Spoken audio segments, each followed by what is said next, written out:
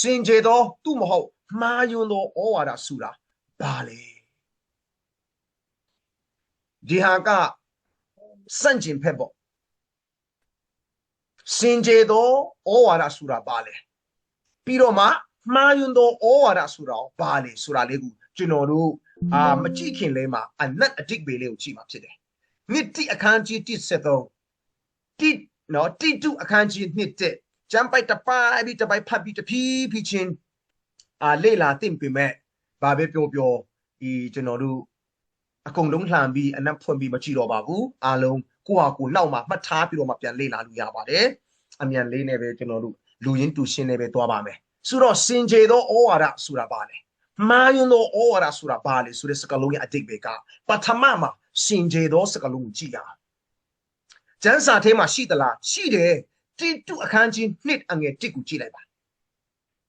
စင်ကြယ်သောဩဝါဒဆိုတဲ့စကားလုံးတွေ့မှာဖြစ်တယ်နော်အဲ့ဒီမှာစင်ကြယ်သောဆိုတဲ့စကားလုံးကအင်္ဂလိပ်လိုကတော့ sound စကားလုံးတောင်းထားတယ် sound doctrine စကားလုံးတောင်းထားတယ်အဲ့ဒါကို Greek ဘာသာစကားနဲ့ကတော့ Hugianio ဆိုပြီးတော့မှရေးသားထားတယ်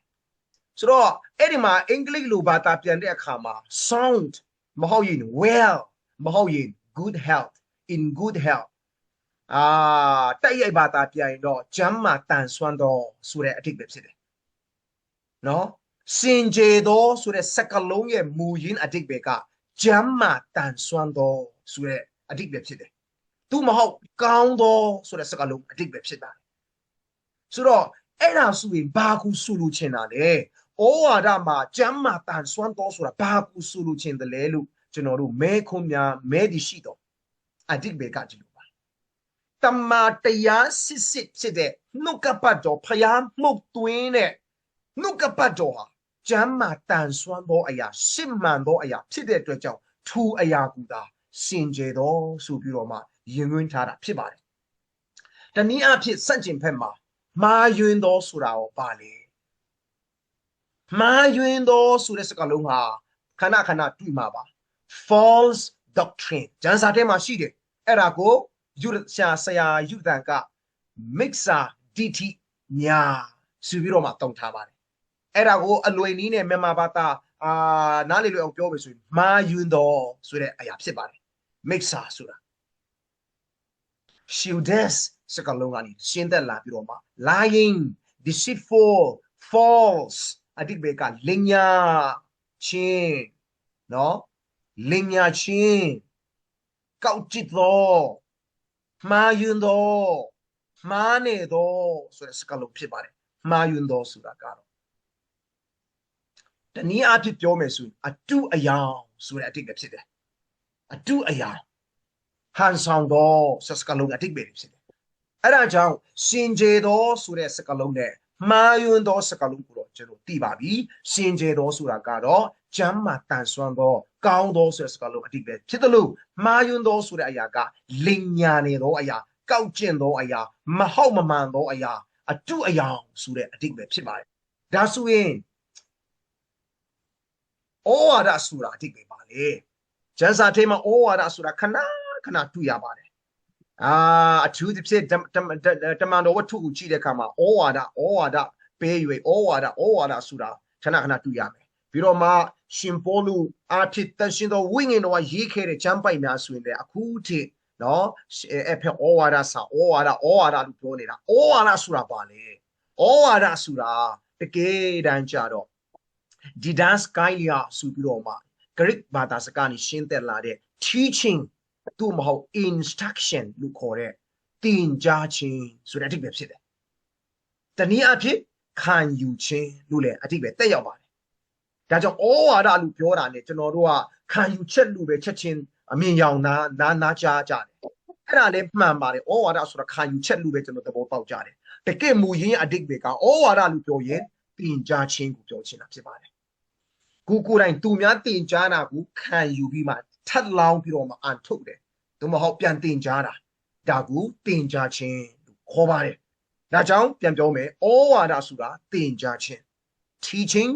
or instruction ဆိုတဲ့အဓိပ္ပာယ်ဖြစ်ပါတယ်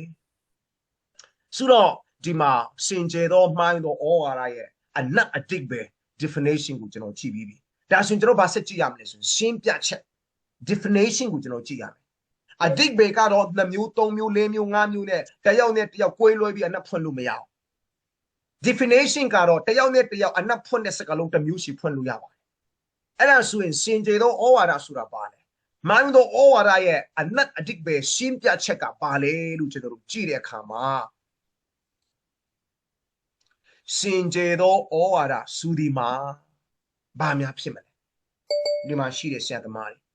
ကျွန်တော်စင်ကြယ်သောဩဝါဒခုခံကာကွယ်ခြင်းလို့ခေါင်းစဉ်တက်ကြတဲ့စင်ကြယ်သောဩဝါဒခုခံကာကွယ်ခြင်းလို့ပြောကြတဲ့စင်ကြယ်သောဩဝါဒဆိုတာကဘာများဖြစ်တယ်လဲကိုယ့်ရဲ့ on definition ပဲ definition ကတော့တယောက်နဲ့တယောက်တူမှာမဟုတ်ပါဘူးဒါပေမဲ့ကိုယ့်ရဲ့ on definition နဲ့ကိုယ့်ရဲ့ကိုယ်ပိုင်အနတ်ဖွင့်အနေနဲ့ဘယ်လိုသဘောပေါက်ကြလဲနည်းနည်းတော့တယောက်နှစ်ယောက်လောက်ကနည်းနည်းမျှဝေပေးလို့ရမလားစင်ကြယ်သောဩဝါဒဆိုတာပါလေ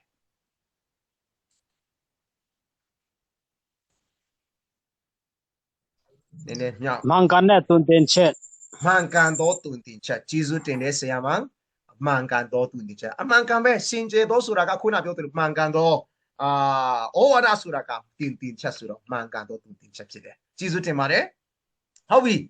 တခြားဆရာသမားတွေလည်းပြောဆရာဆူဆရာအများကြီးရှိမှာပါဒါပေမဲ့အချင်းကိုညဉ့်ညာတော့အဖြစ်မပြောချင်တာပဲဖြစ်မှာပါ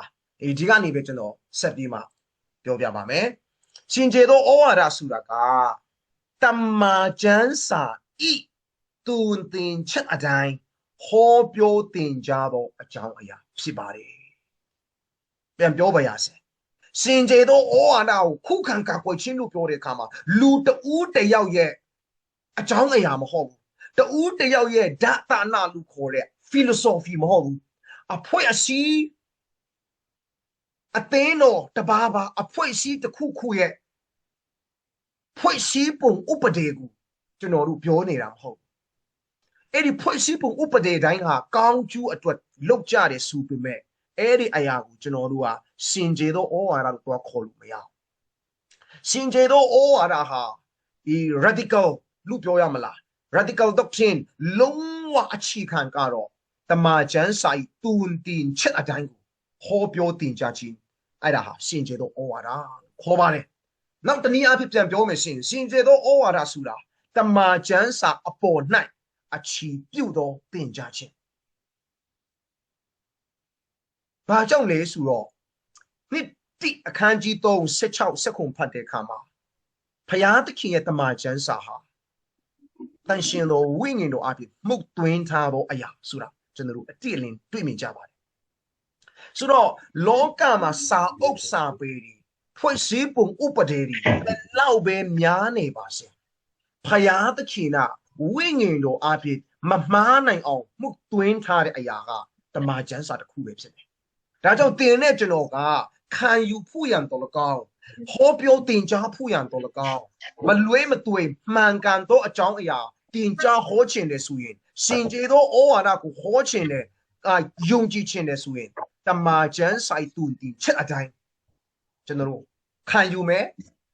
တင်ကြားမယ်ဒုမဟုတ်တမန်ကျမ်းစာဤတမန်ကျမ်းစာကိုအတိကအချီပြုတ်ပြီးတော့မှတင်ကြားမယ်ကျွန်တော်တို့ပြောထားသောအရာရည်ထားသောအရာလှုပ်ထားသောအရာအလုံးမှန်သမျှတမန်ကျမ်းစာပေါ်မှာအခြေပြုတ်ပြီးတော့မှကျွန်တော်တင်ကြားမယ်အဲ့ဒါဟာစင်ကြယ်သောဩဝါဒလို့ခေါ်ပါတယ်နောက်ထပ်နံပါတ်3မှာခရစ်တော်ကိုဘဟုပြုတ်သောတင်ကြားခြင်းဖြစ်ပါတယ်တယောက်ယောက်တရားဟောရင်နားထောင်ကြည့်ပါတယောက်ယောက်ရဲ့တင်ကြားခြင်းကိုနားထောင်ကြည့်ပါကျမ်းစာကိုသူဟောတဲ့အရာတင်တဲ့အရာကျမ်းစာအတိုင်းဟုတ်ပါသလားကျမ်းစာကိုပထမအချီပြုတ်နေသလားကျမ်းစာကိုအချီပြုတ်နေသလားကျမ်းစာကိုတုံးနေပြီအဲ့ဒီကျမ်းစာကိုအချီပြုတ်တယ်ဆိုတဲ့အဓိပ္ပာယ်ကကျမ်းစာရဲ့ context အတိုင်းစူလူရင်းအတိုင်း interpretation လို့ခေါ်တဲ့အနက်ဖွင့်သလားနံပါတ်3မှာလူတယောက်တရားဟောပြီးတင်ကြားပြီးဆိုရင်ခရစ်တော်ဘဟုပြုတ်သောတင်ကြားခြင်းဟုတ်သလားခ credo ဘဟုပြုသောတင်ကြားခြင်းနာ sound doctrine လို့ခေါ်တယ်အဲ့ဒါကို Christ center doctrine Christ center message တမန်တော်ဝတ္ထုကိုကြည့်လိုက်အခန်းကြီး2 3 4 5 6ပီတရုရဲ့တရားဟောချက်ဒီတန်ရှင်တော်ဝိညာဉ်တော်ရှင်လုကာအပိမှတ်တမ်းတင်ထားတယ်ပေါလုတရားဟောချက်တွေမှတ်တမ်းတင်ထားတယ်စတီဖန်ရဲ့တရားဟောချက်တွေမှတ်တမ်းတင်ထားတယ်ပီတရုရဲ့တရားဟောချက်တွေကိုတမန်တော်ဝတ္ထုအခန်းကြီး2ကိုကြည့်လိုက်စတီဖန်ရဲ့တရားဟောချက်တွေကိုအခန်းကြီး9 10 9ကျွန်တော်ကြည့်တဲ့အခါမှာအဓိကတွေ့ရတယ်ရှင်ပေါလုတရားဟောချက်တွေကိုကြည့်လိုက် Christ center message Christ center message ခရစ်တော်ဘဟုပြုခရစ်တော်ဘဟုပြုခရစ်တော်ဘဟုပြုတဲ့တရားဟောချက်တင်ကြားခြင်းဖြစ်တယ်အဲ့ဒါဆိုရင်သိချင်ဆောင်းတော့ဖြစ်တယ်လူတယောက်ယောက်တချို့တော်လူတွေက man center message လို့ခေါ်တယ်ကိုယ့်ရဲ့အကြောင်းအရာကိုအဓိကဟောပြောတာတူတယောက်ပုဂ္ဂိုလ်ကြီးမားလာတဲ့ပုဂ္ဂိုလ်တယောက်အကြောင်းအရာကိုအခြေပြုပြီးတရားဟောတာမဖြစ်သင့်ဘူးဒါကလွဲဖို့တေချာပေါ့ကဲနံပါတ်4မှာဆောင်းတော့ခြင်းဆိုတာကပါလေဆိုဝိညာဉ်ပိုင်းကြီးထွားရင့်ကျက်ခြင်းအကြောင်းကိုဦးစားပေးသောတင်ကြားခြင်းလေနော်နံပါတ်5ကြည့်ထားပါတော့ဆောင်းတော့ခြင်းဆိုတဲ့နေရာမှာဝိညာဉ်ကြီးရာအကြောင်းကိုအဓိကတင်ကြားပေးသောဩဝါဒဖြစ်တယ်တင်ကြားခြင်းဖြစ်တယ်လူတယောက်ယောက်ကတရားဟောတဲ့အခါမှာတင်ကြားတဲ့အခါမှာတင်နဲ့ကျွန်တော်နားထောင်တယ်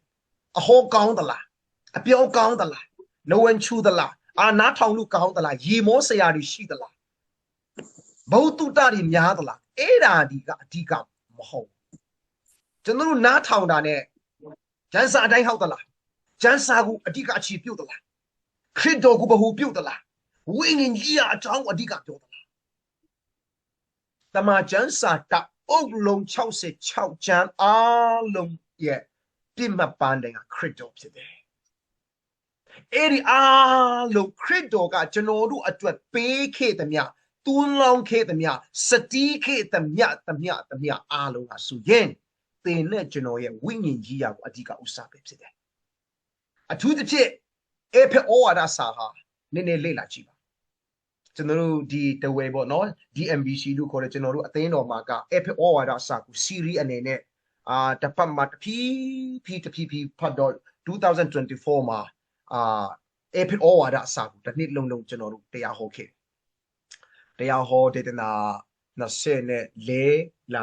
5အဲ့လိုနဲ့ပေါ့နော်အချားမှာတခြားဆရာကြီးဟောတယ်ကျွန်တော်ဟောတယ်အလူတဲ့ခါမှာအဓိကကျွန်တော်တွေ့ရတဲ့အရာကအခန်းကြီး1အခန်းကြီး2အခန်းကြီး3ကျွန်တော်ကြည့်တဲ့အခါမှာကျွန်တော်တို့ရဲ့ခရစ်တော်၌ကောင်းကြီးမင်္ဂလာများဖြစ်တယ်ခရစ်တော်၌ကောင်းကြီးမင်္ဂလာများခရစ်တော်၌ကောင်းကြီးမင်္ဂလာလို့ပြောတဲ့အခါမှာဘာပြောချင်တာလဲ spiritual blessings ဖိလိပ္ပုဩဝါဒစာကိုကြည့်ပါသူ့ရဲ့စကားလုံးမှာရှင်ပေါလုတောင်းတဲ့ message ဩဝါဒကတင်ကြားခြင်းကပါလေ our riches in Christ ခရစ်တော်၌ကျွန်တော်တို့ရဲ့ကြွယ်ဝခြင်းဖြစ်တယ်ခရစ်တော်၌ကျွန်တော်တို့ကြွယ်ဝခြင်းကပါလေဝိညာဉ်ကြီးဟာကောင်းကြီးမင်္ဂလာများဖြစ်တယ်ရှင်ပေါလုပြောသမျှရေးသမျှယေရှုကပြောသမျှရေးသမျှအများစုဟာဝိညာဉ်ကြီးအကြောင်းဖြစ်တယ်အဲ့ဒါကိုတပိတ်တော်များတမန်တော်များကနားမလည်တဲ့အခါမှာယေရှုအဝိညာဉ်ဆန်ဆန်နဲ့စကားပြောတဲ့အခါမှာတမန်တော်တွေကဇာတိပဂတိနဲ့ပဲနားလည်ကြတယ်ဥပမာဗျာယာကုပ်ရဲ့ရည်တွင်းနားမှာစမာရိမိန်းမနဲ့ယေရှုပြောတဲ့အခါမှာတစ်ဆန်းရဲ့အကြောင်းကိုယေရှုပြောတယ်စမာရိမိန်းမကတောက်သုံးဆရာရည်နဲ့ပဲနားလည်နေတာတမန်တော်တပိတ်တော်များရောက်လာတဲ့အခါမှာယေရှုအစာစားပါတယ်သင်တို့မသိတဲ့စားဆရာငါမှရှိတယ်လို့ဝိညာဉ်အကြောင်းကိုပြောတဲ့အခါမှာသူတို့ကတယောက်ကလာပေးပြီးထင်တယ်သူတို့က material လောကဥစ္စာစည်းစိမ်တွေပဲပြန်ပြီးတော့မှတွေးမြင်ပြန်ရောဒါကြောင့်လူရဲ့သဘောတဘာဝကကျွန်တော်တို့ဟာ materialistic လို့ခေါ်တယ် materialism လောကဥစ္စာစည်းစိမ်ကိုအယမ်းနှစ်သက်တဲ့လူသားတွေဖြစ်တယ်ကျွန်တော်တို့လူရဲ့နားထဲမှာနားထောင်လို့မဝနိုင်တဲ့အရာကငွေအကြောင်းဖြစ်တယ်လောကရဲ့လှပခြင်းအကြောင်းမဟုတ်တုတ္တတွေဖြစ်တယ်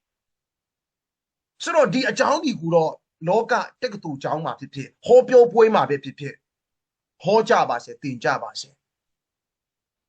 ဒါပေမဲ့တင်တဲ့ကျွန်တော်ဓမ္မအမှုတော်ဆောင်ဒီကတော့ဝိညာဉ်ရေးအကြောင်းကိုဒီကဟောရမှာ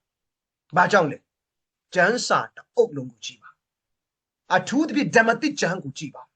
။ဝိညာဉ်ရေးအကြောင်းကိုအဓိကထားပြီးဟောတော်တင်ကြခြင်းဖြစ်တယ်။ဒါကြောင့်စစ်မှန်သောဩဝါဒစင်ကြယ်သောဩဝါဒလို့ကျွန်တော်တို့ပြောတာ ਨੇ ဝိညာဉ်ပိုင်းအကြောင်းကိုအဓိကဦးစားပေးတင်ကြခြင်းဖြစ်ပါတယ်။လူတယောက်ယောက်ကဆရာတယောက်ယောက်က materialism လောကဥစ္စာစီးစိမ်အကြောင်းကိုပဲတရားဒေသနာမှာအခါခါဟောလာပြီးဆိုရင်စင်ကြယ်သောဩဝါဒမဟုတ်တော့ဘူးဆိုတာချက်ချင်းပိုင်းခြားပြီးပါပါတယ်။ကဲနံပါတ်5မှာဘာလဲစင်ကြယ်သောဩဝါဒဆိုတာကဘာလဲနံပါတ်5မှာတမန်တော်များဤတင်ကြားခြင်းနဲ့ကိုက်ညီသော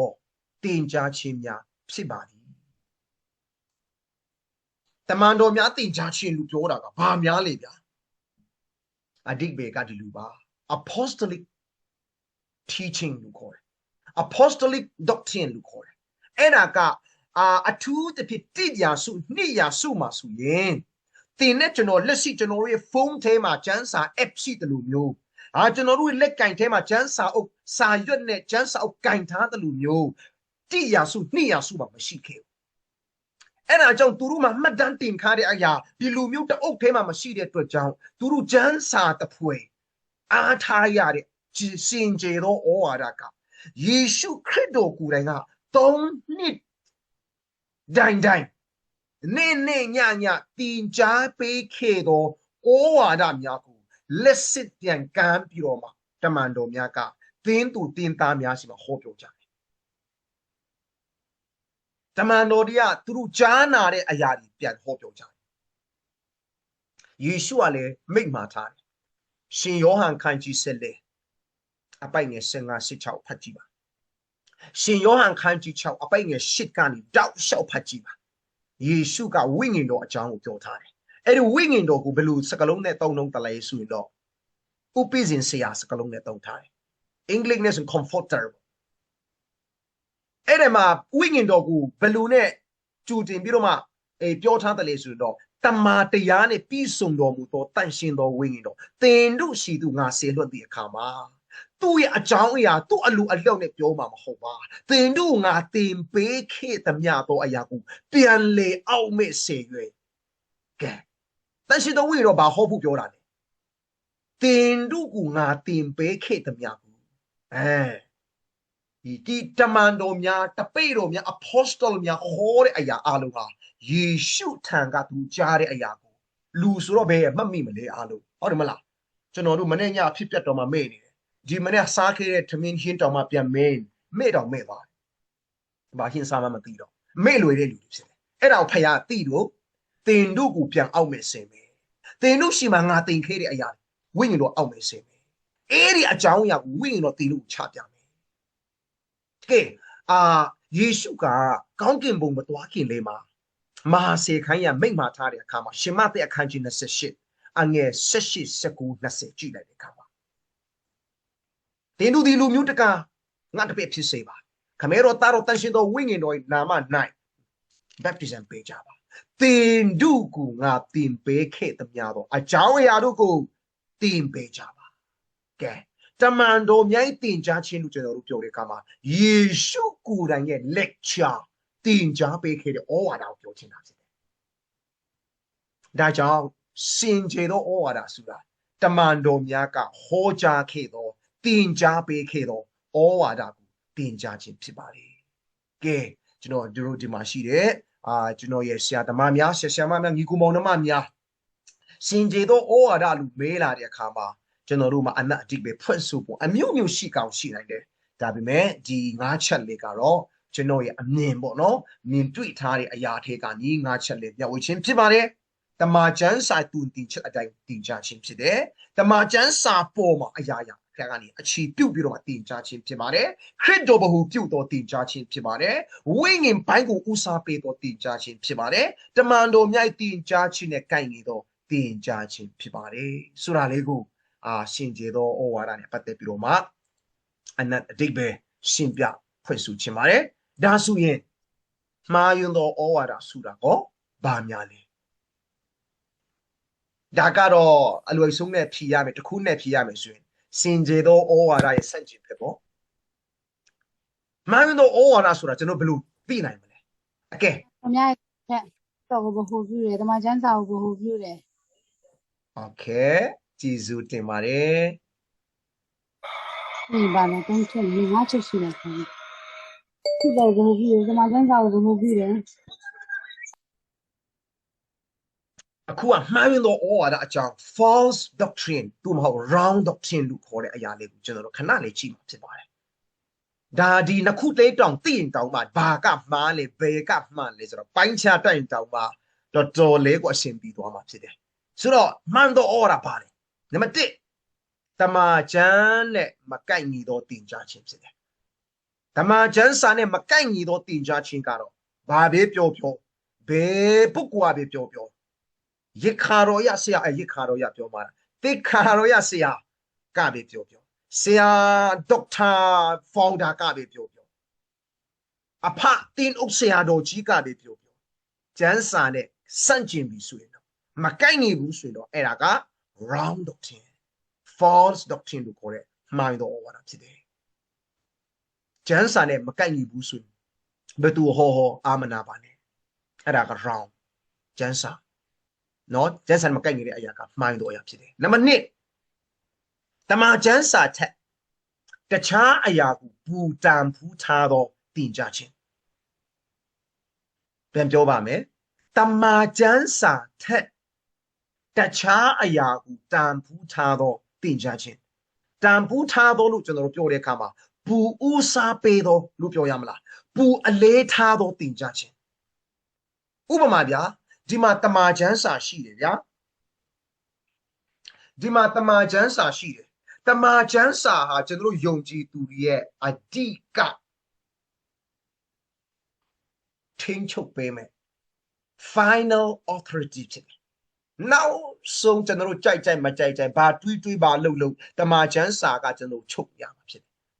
ဒါမဲ့တမန်ကျမ်းစာထက်ဥပမာတစုံတစ်ခုကတမန်ကျမ်းစာရဲ့အပေါ်မှာရှိလာတဲ့အခါမှာအဲ့ဒီအရာကမာယုံတော်ဩဝါဒဖြစ်သွားတယ်ဆိုတာလေးကိုရှင်းပြလိုပါတယ်ဥပမာဘယ်လိုမျိုးကိုပြောချင်တာလဲဥပမာအနေနဲ့ရှင်းပြမယ်ဆိုရင်အိမ်မက်လူတွေကအိမ်မက်ရှိကြပါတယ်အိမ်မက်ကတခါတကယ်အိမ်မက်တိုင်းဖြစ်တယ်လို့ကျွန်တော်တို့အိမ်မက်ကိုအရန်လဲဆိုင်ကြည်ညိုတဲ့လူရှိပါတယ်ဟုတ်ပါတယ်ဓမ္မဟောင်းမှာဆိုရင်အိမ်မက်ကနေဖခင်ကစကားပြောခဲ့ဘူးပါတယ်ပြောခဲ့ဘူးပါတယ်ဒါပေမဲ့တမန်ကျမ်းစာရှိလာပြီးတဲ့နောက်မှာတင့်အိမ်မက်ကဖခင်ကစကားပြောနိုင်တယ်ပါတယ်လူပဲပြောပြောမပြောတော့ဘူးလူပဲပြောပြောတင့်ရဲ့အိမ်မက်ကိုကျမ်းစာထက်ပူပြီးတန်ဖူးထားရင်အဲ့ဒါမှားယူနေလို့ပြောချင်ပါတယ်အိမ်မက်ကအချီးနီးဖြစ်တယ်လို့ကျွန်တော်မပြောလို့ပါဘူးတင့်အိမ်မက်နဲ့ကျမ်းစာအရာကိုက်ညီကွက်တိဖြစ်တယ်ဆိုရင်တင့်အိမ်မက်ကိုယုံကြည်လိုက်ပြတာမရှိဘူးမအရင်ဘယ်သူရဲ့ကလေးလေးအိမ်မက်ဖြစ်တင့်အိမ်မက်ဖြစ်တင်မူးနေတဲ့အချိန်မှာမှတ်ထားတဲ့အိမ်မက်ပဲဖြစ်အဲ့ဒီအိမ်မက်ကချမ်းစာနဲ့ကိုက်ညီတယ်ဆိုရင်ခံယူလိုက်ပြဿနာမရှိပါဘူးတင်ပလင်ပေါ်မှာအိမ်ငိုက်နေတဲ့အချိန်မှာပဲဖြစ်အဲ့ဒီအိမ်မက်ဟာချမ်းစာထက်တင်ပူပြီးတန်ပူထိုင်အဲ့ဒါကလွဲသောအရာမှားယွင်းသောတင်ကြခြင်းဩဝါဒဖြစ်တယ်အဲ့ဒါကြောင့်တချို့သောလူတွေကမနေ့ကအိမ်မက်မှာဆိုတဲ့အိမ်မက်ကနေတက်တိခံချက်စားတယ်တရားဟောချက်ကိုအိမ်မက်ကနေစားတယ်အဲ့ဒီအိမ်မက်အကြောင်းပြောဖို့ရန်နည်းနည်းကိုက်နေတဲ့ဂျမ်ပိုက်ကိုရှာရင်းနဲ့ဂျမ်ပိုက်ကိုအိမ်မက်ကိုထောက်ပေးဖို့ရန်တောင်းနေတယ်ကိုက်ညီအောင်လုပ်ပေးမကိုက်နေတဲ့ဟာများရှိအိမ်မက်ထဲမှာဖယားကငရဲပြီပူတယ်ပြန်ခေါ်သွားတဲ့ဆော်ရာမျိုးကလုံးဝကျမ်းစာထဲမှာငရဲပြီကကြားတဲ့လူတွေပြန်ထွက်တဲ့လူသားတယောက်မှမရှိဘူးကျန်ငရဲမှာကျွန်တော်ကြခဲ့ပြီးမှပြန်ထွက်လာတယ်ဆိုတဲ့လူပြောရင်အဲ့ဒီအတွေ့အကြုံကကျန်းစာထက်အတွေ့အကြုံတန်ဖူးထားတဲ့လူဖြစ်တဲ့အတွက်ကြောင့်မမှန်နိုင်ဘယ်လူသားမှငရဲကြပြီးမှပြန်လွတ်လာတဲ့လူသားတမန်ကျန်းစာတွေမှာမရှိဘူးထွက်ပေါက်မရှိဘူးကဲထားပါတော့အိမ်မပြည့်ရင်ယူပါယုံကအဓိပ္ပာယ်မျိုးရှိပါတယ်ဒီမှာပြောချင်တဲ့အရာကကျန်းစာထဲကscriptural vision ပေါ့နော်ကျမ်းစာမှာတွေ့မြင်ရတဲ့ယူပါယုံ တကယ်ဂျုံပြီးလုံနေတာလည်းမဟုတ်ဘူးဖယားကမြင်ခွင့်ပေးတဲ့ယူပါယူရှိပါတယ်ဖယားကဒံယေလကိုပဲပြခဲ့ဘူးပါဒါဒီကိုငင်းလို့မရပါဘူးဒါပေမဲ့အခုခေတ်မှာတမန်ကျမ်းစာရှိနေပါတဲ့နဲ့တမန်ကျမ်းစာနဲ့မကိုက်ညီတော့အိမ်မက်တမန်ကျမ်းစာနဲ့မကိုက်ညီတော့ယူပါယူတမန်ကျမ်းစာတဲ့ပူပြီးမှအလေးထားတဲ့ဥစားပေးတဲ့ယူပါယူဟာမှာယူတဲ့ဩဝါဒဖြစ်တယ်အတူရခေါ် philosophy ယေရှုခရစ်တော်ကာလကလေးကနေ philosophy အမြန်ပေါ်လို့ခက်ကလေးကနေ Greek လူမျိုးတွေတကယ် philosopher ဒါသနာရှင်တွေအများကြီးရှိကောင်းပါလေတွေးရင်နဲ့အကောင်းသောအရာတွေအများကြီးထွက်လာတွေးရင်နဲ့ထွက်လာတဲ့စာတွေအများကြီးရှိတယ်တင်ယူကြတယ်ခံယူကြတယ်ဒါပေမဲ့အဲ့ဒီအတွေးအခေါ်ဟာတမန်ကျမ်းစာတဲ့ပူပြီးတင်တဲ့ကျွန်တော်အတန်ပူထားလိုက်လုံးဝမှားယူတော့ဩဝါဒဖြစ်သွားတယ်စာအုပ်စာပဲဘာကျမ်းကန်ပဲဖြစ်ဘာစာအုပ်ပဲဖြစ်ဘယ်လောက်ပဲ the best selling လို့ပဲပြောဘယ်လောက် copy တွေများအဲ့ဒီစာအုပ်စာပေဟာဘယ်လောက်ပဲကောင်းပါစေ life changing books လို့ပဲပြောဘယ်လိုစာအုပ်ပဲဖြစ်ပါစေကျမ်းစာတဲ့ပူပြီးမှတန်ဖူးထားလာတဲ့အရာဆိုရင်အဲ့ဒါကလွဲမှားတော့ဩဝါဒမှားယူတော့ဩဝါဒရဲ့အစဖြစ်သွားတယ်နံပါတ်3လွဲမှားတော့ဩဝါဒဆိုတာပါလေတမန်ကျမ်းစာကကျမ်းပိုက်တွေကိုလူရဆွဲအနက်ဖွင့်တင်ကြားခြင်းဖြစ်ပါတယ်ကျမ်းစာကိုတော့လှမ်းပါတယ်ကျမ်းစာကိုတော့ဂိုင်ပါတယ်ဥပမာတမန်ကျမ်းစာထဲမှာရှိတဲ့ကျမ်းပိုက်ထဲကတစ်ခုသင်တို့ဒီဖယားများဖြစ်ကြတယ်ကျမ်းစာမှာရှိတာရှိပါတယ်ဒါပေမဲ့ context ဘာကူဆူလူချင်းတယ်လေဘယ်သူကိုဘာကြောင့်ဘယ်လိုနဲ့ချစ်ဆက်ပြီးဆူလူချင်းတယ်လေဆိုတာ context ကိုမကြည့်တော့ဘဲနဲ့အနက်ဖွင့်တဲ့အခါမှာကျမ်းစာကိုလူရဆွဲဖြစ်တယ်ဒီလိုမျိုးဟာလွဲမှာတော့ဩဝါဒဖြစ်ပါတယ်ကိုလူချင်းတဲ့ကျမ်းပိုက်တစ်ခုလဲဆွဲခြင်းဟာစာတန်ရဲ့အနက်ဖွင့်ပုံဖွင့်နေဖြစ်တယ်စာတန်ရဲ့တင်ကြားခြင်းဖြစ်တယ်အေဒင်ဥယျာဉ်ကနေစခဲ့ပါတယ်ယေဖယားကိုယ်တိုင်ပြောတဲ့နှုတ်ကပတ်တော်ကူကားပြီးတော့မှ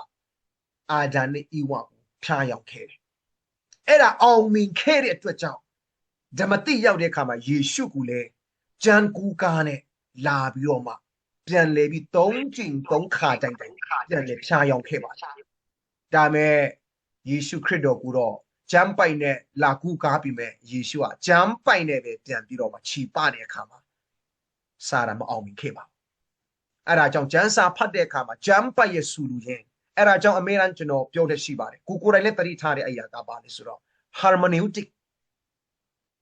Bible study ကိုဂျမ်းစာကြောင်းတိုင်းမှာသင်ရမယ့်အရာဖြစ်တယ်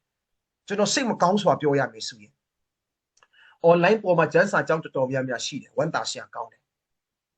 အခုမြေပြင်ပေါ်မှာ3 လသင်တန်းနူရာတီ1 လသင်တန်းတွေရှိတယ်ဝန်တာဆရာကောင်းတယ်သူတို့ရဲ့ subject တွေကို live Facebook မှာpost တင်ကြတယ်ကျွန်တော်mix ဆွေသူငယ်ချင်းဆရာသမားတွေတင်လာကျွန်တော်ကြည့်တဲ့အခါမှာ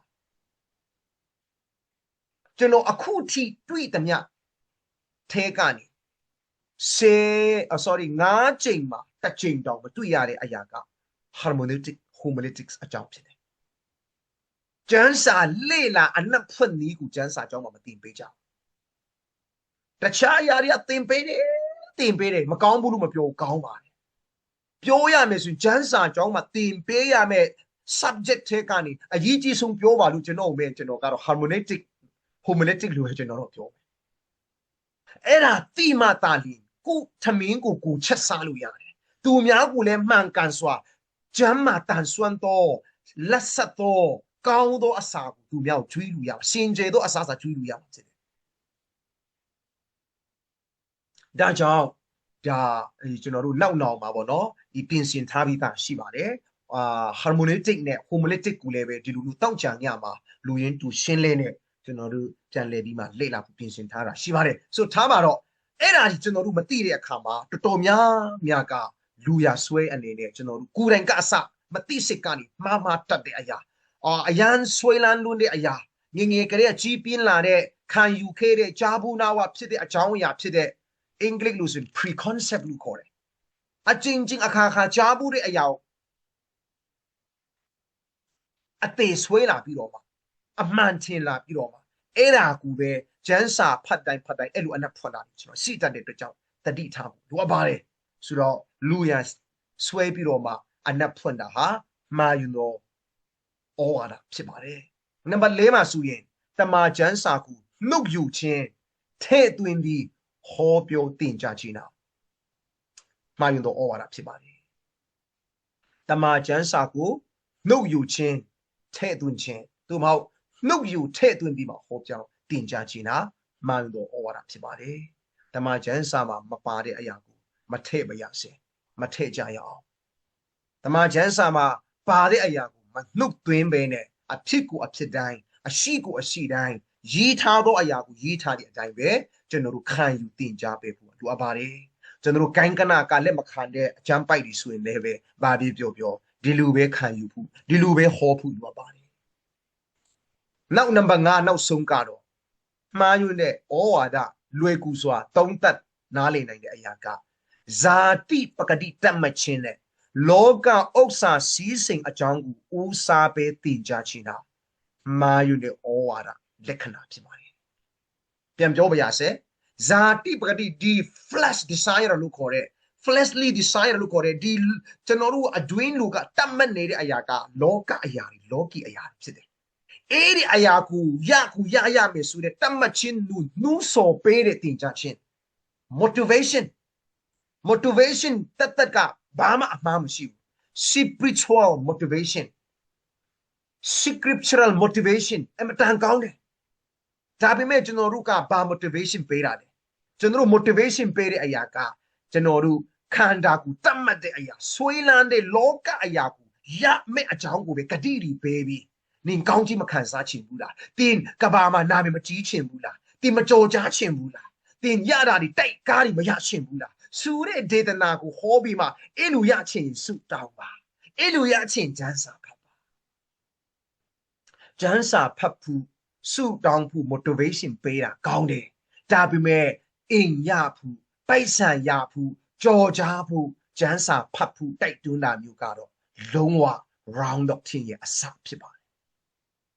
ကျွန်တော်တို့ကိုယ်တိုင်ကပြောတတ်တဲ့အရာဖြစ်ပါတယ်တတိထားရအောင်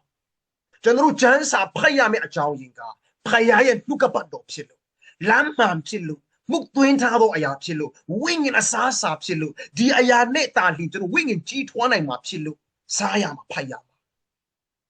ကျွန်တော်ဆုတောင်းရတဲ့အကြောင်းရင်းကရချင်တဲ့အရာတွေရဖို့ဆိုတာထက်ဆုတောင်းနေဆိုတာဖခင်နဲ့စကားပြောရမှာကိုယ့်ရဲ့ဖန်ဆင်းခြင်းအသက်သခင်ကယ်တင်ရှင်နဲ့စကားပြောတာအမတန်အရေးပါတယ်ဆိုတာကိုဦးစားပေးပြီးတော့မှဆုတောင်းခြင်းကိုကျွန်တော်တင် जा ပေးရမှာဖြစ်တယ်ကျွန်တော်တို့ကတစ်ခါဘယ်လိုပြောမလဲအကျင့်ပါသွားတာကအမတန်လှပတဲ့ဆူယူစကားတွေဆုတောင်းအားကြီးတကူကြီးဆုတောင်းအားနဲ့တကူနဲ့ဆုမတောင်းတကူမရှိအရန်လှပတယ်အဲ့ဒါတွေကအနတ်ဒိတ်ပေဘာသာပြန်တက်ဖို့လိုတယ်တင်တကူရှိခြင်းဆုတောင်းပါတင်ဘာပဲလို့အောင်မြင်ခြင်းဆုတောင်းပါဆိုတာကကျွန်တော်တို့ရဲ့လူရဲ့ fleshly desire ဇာတိတမချင်းကိုရဖို့ရန်ဆုတောင်းတာမျိုးကဘာဒိတ်ပဲလေဆိုတကယ်တမ်းကျတော့ဖယားကိုခိုင်းစားတာလေတူပဲအဲ့ဒါတွေတတိထားဖို့လိုတယ်ဒါပေမဲ့တခုတော့ရှိတယ်ဖယားနဲ့မှန်ကန်ဆိုတာမိဖွရင်ဖယားကတာဝန်ယူမယ်ပေးမယ်ဆိုတာကသူ့အပိုင်းပဲကောင်းကြီးရချင်လို့ဆုတောင်းဖို့တိုက်တွန်းနေတာမျိုးကတော့မဟုတ်သေးဘူးကျွန်တော်တတိထားဖို့လက်တားလေးsensitive လို့ခေါ်တယ်အရန်ရှလွယ်ထိလွယ်တဲ့အရာလေးတွေဖြစ်တယ်ဥပမာကျွန်တော်ကြားဘူးမှာပါအရန်တော်များများကြိုက်တယ် prayer change things ဆိုတဲ့စာသားလေးတွေကဘာကြော်ခဲ့ပါတယ် prayer change things ဆုတောင်းခြင်းကအရာရာပြောင်းလဲစေနိုင်တယ်ဒါလေးတပိုင်းတစကအမတန်အနက်ဖွင့်ပုံဖွင့်နေပေါ်မှာမူတည်တယ်အဲ့ဒီဆုတောင်းခြင်းကအရာရာပြောင်းလဲစေနိုင်တယ်ဆိုပြီးတော့မှကျွန်တော်တို့ကကဲနင်ဆုတောင်းတလောက်ရမယ်နင်ဆုတောင်းကဘာကြီးပြောင်းလဲသွားမယ်ဆိုဘာပြောချင်တာလဲအဲ့ဒါ self confidence man center power အဲ့ဒါမှမတိမတာနဲ့လွဲချော်သွားတယ်အဲ့ဒါအထက်ကျွန်တော်တို့စုပူတောင်းတဲ့အရာက God changes things through answering our prayers ကျွန်တော်တို့ရဲ့ဆုတောင်းတန်ကိုအဖြေပေးခြင်းအဖြစ်ဖခင်ကအရာရာကိုပြောင်းလဲစေတယ်လို့ပြောရင်တော့ရပါသေးတယ်ကျွန်တော်တို့တတိထားဖို့ပြောချင်တာကဆုတောင်းခြင်းအကြောင်းတင်တဲ့အခါမှာကျမ်းစာဖတ်ခြင်းအကြောင်းတင်တဲ့အခါမှာအစာရှောင်ခြင်းအကြောင်းတင်တဲ့အခါမှာပေးကမ်းခြင်းအကြောင်းတင်တဲ့အခါမှာကောင်းကင်ပေါ်ကနေတကားဖွင့်ပြီးတော့မှအများကြီးမရချင်ဘူးလားအများကြီးရချင်တယ်ဆိုပေးပါလားအဲ့ဒီတင်ကြားခြင်းကဘာပြောချင်တာလဲ motivation ပဲဘာပြီးမဲ့မှာယွန်းတော့ false motivation ဖြစ်တယ်ဘာအတွက်လဲဇာတိတတ်မှတ်ခြင်းကိုရဖို့ရန်ပေးခိုင်းတာအဲ့ဒါကျမ်းစာဓမ္မသစ်မှာရှာလိုက်တွေ့မှာမဟုတ်ကျွန်တော်ဖခင်ကိုပေးရမယ့်အကြောင်းရင်းကဖခင်သခင်သည်နော်တမန်တော်ဝတ္ထုအခန်းကြီး7ခွန်ထဲမှာကျွန်တော်တို့ကြည့်တဲ့အခါမှာ28 29ဟို29 29လောက်မှာကျွန်တော်ကြည့်တဲ့အခါမှာနော်ကျွန်တော်ကျမ်းပိုက်မှာရင်ခွန်လို့ပါတမန်တော်ဝတ္ထုထဲမှာရှင်ပေါလုပြောတဲ့အရာပေါ့ in him we live we have we live we move we have our being ဆိုတဲ့ဟာဆိုတော့အရာရာဖယားနိုင်တာဖြစ်တယ်ဖယားကြောင့်တာဖြစ်တယ်ဖယားအားဖြစ်တာဖြစ်တယ်ဒါကြောင့်ဖယားသခင်နာကျွန်တော်တို့ရဲ့မူရင်းအစဖြစ်တယ် God is the source of our all blessings ရတမျှသောအရာရဲ့အစမူရင်းကဖယားဖြစ်တယ်ကောင်းကြီးအရှင်ဖြစ်တယ်ဆိုတဲ့စိတ်ထားနဲ့ပေးဖို့ရန်တင်ပေးရမှာဖြစ်တယ်အဲ့လိုမဟုတ်ဘဲနဲ့အစတရားမရချင်ဘူးလားပေးပါလားကမ်းပါလားမရချင်ဘူးလားရချင်ပေးပါစူရာမျိုးနဲ့တင်ကြတာကလွဲမှားသောဩဝါဒရဲ့အစဖြစ်တယ်ဒါကြောင့်လွဲမှားသောဩဝါဒဒီမှားသောဩဝါဒဒီကလူရဲ့တတ်မှတ်ခြင်းကိုဖြည့်ဆွတ်ဖို့ရန်တော်၎င်းလောကဥစ္စာစည်းစိမ်ကိုရရှိဖို့ရန်တော်၎င်းဥစ္စာပေးတင်ပေးကြတယ်ဒါလေးကိုသတိထားရအောင်ဆိုတာကိုလေးလေးနက်နက်ရှိရှိဝေးဝေးပြောလို့ပါတယ်ကဲထားပါတော့နံပါတ်1ကိုတော့ကျွန်တော်တို့